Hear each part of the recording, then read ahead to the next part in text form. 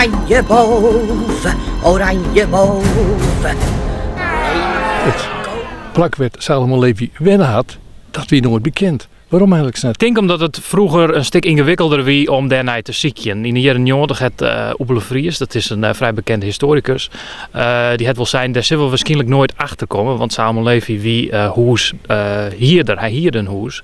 En hij wie geen hoes-eigenaar, dus dat wordt ingewikkeld. Maar we zijn nu 20 jaar verder. Nu is het mogelijk om met de computer bijvoorbeeld en online bron om daar meer oer te zezen. Dit is net het enigste wenplak, er zijn meerdere.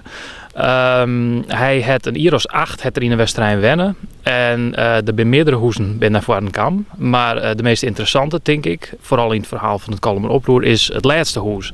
Wat wie het plak werd hij zijn degen in de groenzet had. Op het moment dat de tocht en maar we ophouden met die oproer. Het is goed om eerst te weten dat er in de tijd van Salomon Levi geen strijdnamen waren. Hoesnoemers waren er net. Er waren geen kaarten waar hoezen op stien waarvan je zeggen kan, daar wennet hij. We moeten voor de eerste kaart in 1832 en dat is deze kaart. Op deze kaart staan vakjes met noemers. En die noemers die jaren bij een lijst namen van eigenaren. Dus elk vakje en hoeske op deze kaart van de Westerrijn, daar zit een noemer bij wat verwijst naar de eigenaren. Maar in de tijd van Salomo bestiert dat net. Wat er wel bestiert, dat zijn belastingboeken. Die zijn van alle tijden. En het laatste belastingboek van Salomon, dan zullen we er onderaan staan onthoofd.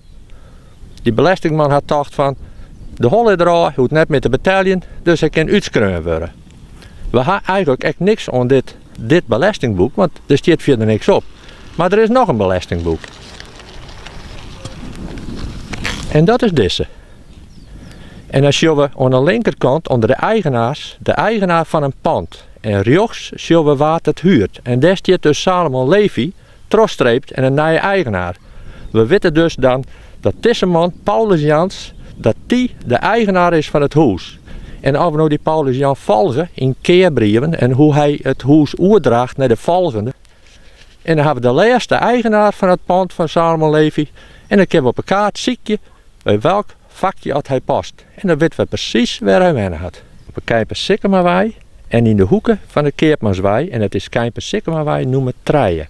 Over het gebouw zelf is niks bekend. Het zal net volle west hebben. Het is in 1994 is het bouwd, dat weten we wel. En het is al heel gauw daarna aanbrutsen, dus het had nooit volle west.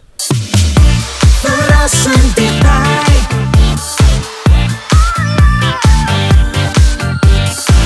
RTV en